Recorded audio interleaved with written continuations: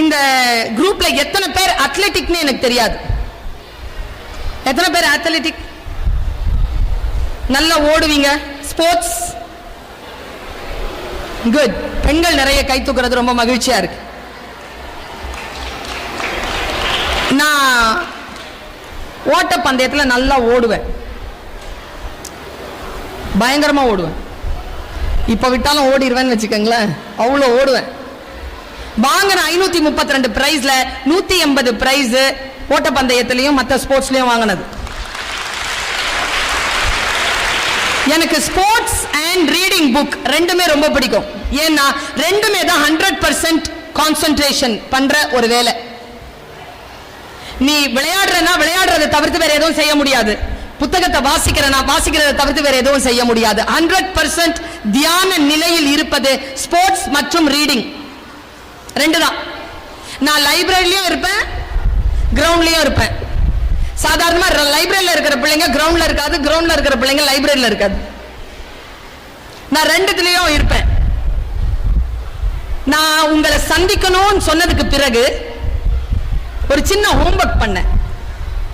என்ன ஹோம்வொர்க்னா, world record இருக்குல்ல ஸ்போர்ட்ஸ்ல, வேர்ல்ட் ரெக்கார்ட் வீடியோஸை பார்த்தேன். ஸ்போர்ட்ஸ்ல வேர்ல்ட் ரெக்கார்ட் வீடியோஸை பாருங்க, ஜஸ்ட் பாருங்க, ஸ்லோ மோஷன்ல பாருங்க. வேர்ல்ட் ரெக்கார்ட் பண்ணவங்க, ஒலிம்பிக்ல ஃபர்ஸ்ட் கோல்ட் மெடல் வாங்கினவங்க, சில்வர் வாங்கினவங்க, பிரான்ஸ் வாங்கினவங்க, கடைசி கட்டத்தில் ஜெயிக்கிறவங்களுடைய வீடியோஸ் பாருங்க. என்னென்ன வீடியோஸோ பார்க்கிறோம், பார்க்க வேண்டியதை பார்க்க மாட்டேங்க. கான்சென்ட்ரேஷனா நான் ஒருத்தனுடைய வீடியோவை பார்த்தேங்க. நான் அப்படியே அதை உங்ககிட்ட கடத்துறேன். என் மனதில் என்ன எழுச்சி ஏற்பட்டதோ உன் மனதிலும் அதே எழுச்சி. உலகத்திலேயே ரொம்ப ஃபாஸ்டஸ்ட் ரன்னர் யாரு?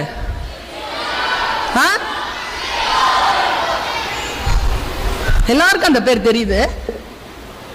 அதுவும் முக்கியமா இளம் குழந்தைகளுக்கு தெரியுது. அவனுடைய ரெக்கார்ட், வேர்ல்ட் ரெக்கார்ட் 100 மீட்டர்ஸ் எத்தனை செகண்ட்ஸ்? 9.58. 9.58 அவனுடைய ரெக்கார்ட். நல்ல கான்சென்ட்ரேஷனோட என்னுடைய பேச்சை கேளு. 2011 ஒலிம்பிக்ல ஒரு பெரிய போட்டியில, ஓட்ட தடகள போட்டியில ஓட்டப்பந்தயத்துக்கு வரிசை கட்டி நிக்கிறானுங்க. அதுல உசேன் போல்ட் அப்படிங்கிற ஒருத்தன் ஜமாய்க்கால இருந்து வந்திருக்கான். yellow டி-ஷர்ட் போட்டிருக்கான், பனியன் போட்டிருக்கான், ஹாஃப் பனியன் போட்டிருக்கான். அதுல வந்து ஜமாய்க்கான்னு கிரீன்ல எழுதி இருக்கு, கிரீன் அண்ட் ரெட் கலந்து இருக்கு. அந்த பனியன், கட் பனியன் போட்டிருக்கான். அவன் கரெக்டா வந்து உட்கார்ந்தான். கரெக்டா உட்கார்ந்துட்டு 2011 ஒலிம்பிக் ஃபைனல் கோல்ட் மெடலுக்கான ஃபைனல் காம்படிஷன்ல உசைன் போல்ட் வந்து உட்கார்றான். 5th 6th இருக்கிறான் ரோல. நான் அவனை கூர்ந்து பார்க்கிறேன். எனக்கு ஜெயிக்கிறதுனா ரொம்ப பிடிக்கும். ஜெயிக்கிறதுங்கிறது டெக்னிக், இட்ஸ் a strategy. கரெக்டா போட்டா அடிச்சிடலாம். ஐஏஎஸ் ஆபீசர் ஆவறதும் அப்படிதான், ப்ரொஃபசர் ஆவறதும் அப்படிதான், இந்த இந்திய நாட்டிற்கு பிரைம் மினிஸ்டர் ஆவறதும் அப்படிதான். கரெக்டா ஸ்ட்ராட்டஜி போட்டு அடிச்சுட்டா ஆயிடலாம். ஸ்ட்ராட்டஜி தெரியணும் நமக்கு. பல நேரங்களில் ஸ்ட்ராட்டஜியே தெரிய மாட்டேங்குது. அதனால் தான் திறமை இருக்கின்றவர்கள் எல்லோரும் தோற்று போகிறார். அவன் உட்கார்ந்தாங்க, கன் ஷாட் ஆச்சுங்க. என்ன ஆச்சுன்னு தெரியல. அவன் கன் ஷாட் பண்றதுக்கான அந்த ஒரு செகண்ட்க்கு முன்னால ஓடிட்டான். He was disqualified.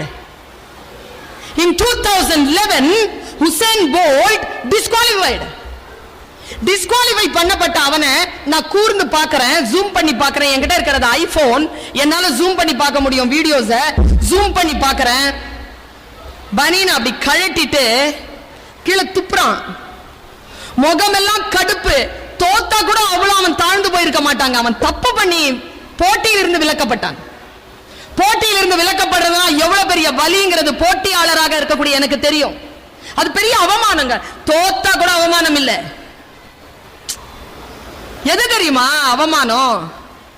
நம்ம லைஃப் வந்து பாக்ஸிங் மாதிரி தான். என்ன கேட்டா எப்ப தெரியுமா தோல்வி டிக்ளேர் பண்ணுவாங்க? அடிச்சு கீழே விழுந்துட்டா தோல்வி டிக்ளேர் பண்ண மாட்டாங்க. நீ எழமாட்ட வாய்ப்பு கொடுத்த பொழுதுதான் எழுந்திருக்கலன்னா தோல்வி டிக்ளேர் பண்ணிடுவாங்க. அதான் வாழ்க்கை. தோக்கலாங்க, டிஸ்குவாலிஃபை ஆகக்கூடாது. என்ன கேட்டா பாக்ஸிங்ல தோக்கிறது இல்ல, டிஸ்குவாலிஃபை ஆகிறது தான். நின்னு அடிக்கணும் இல்லையா? அவன் தோக்கலைங்க, டிஸ்குவாலிஃபை பண்ணப்பட்டான். அவன் முகத்தை நான் பார்க்கிறேன், என் மனசு அரட்டுது. என்னடா பண்ண போற? என்ன பண்ண போற? தோத்துட்ட. நான் எங்க வியக்கிறேன் நான் குழந்தைகளை உங்களுக்கு சொல்லுகிறேன். 2011ல அவன் டிஸ்குவாலிஃபை செய்யப்பட்டான். ஆனா 2012ல மறுபடியும் வந்து அதே ட்ராக்ல அவன் உட்கார்ந்தாங்க. மறுபடியும் எழுந்திருச்சு வந்தான் பாருங்களேன்.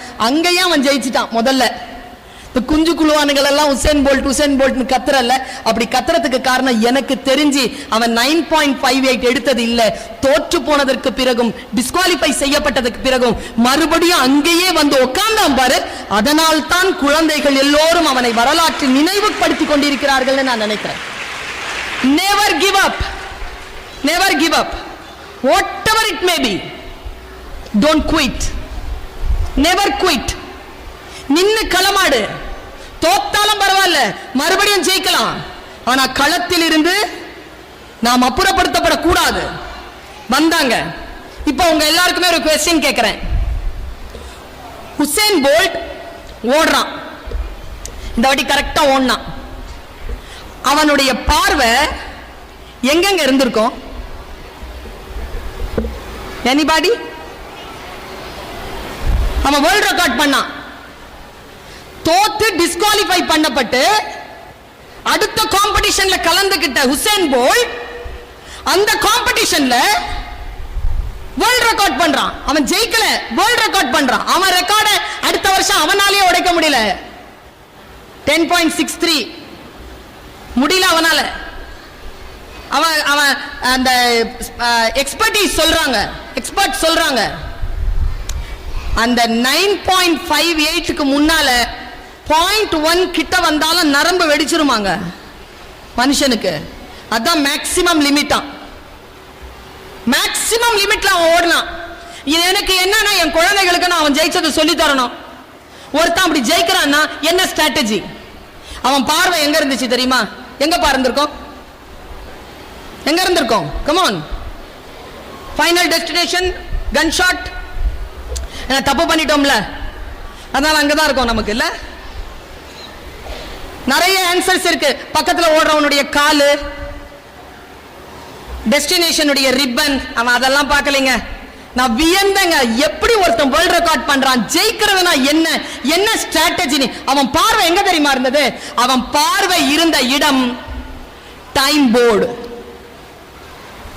அவனுக்கு ஜெயிக்கணும்ன்றது இல்லைங்க, அவனுக்கு தெரியுங்க 9.58 இல்ல 10 பாயிண்ட் தான். 10 பாயிண்ட்க்கு முன்னால் அவன் ஓடிட்டானா அவன் வேர்ல்ட் ரெக்கார்ட் பண்ணிடுவான் அப்படின்ற ஸ்டடி பண்ணிட்டு வந்து அதை பார்த்துட்டு 10 தொடரத்துக்குள்ள தாண்டனான் பாருங்க. அதனால தான் அவன் ஜெயிச்சான். பல நேரங்களில் நாம் பக்கத்தில் இருக்கின்றவர்களை காம்படிஷனா நினைச்சிட்டு இருக்கிறதுனால தான் தோக்குறோம். ஜெயிக்கிறதுக்கான ஸ்ட்ராட்டஜி இது. ஜெயிச்சா மட்டும் பத்தாதுங்க, ரெக்கார்ட் பிரேக் பண்ணணும்.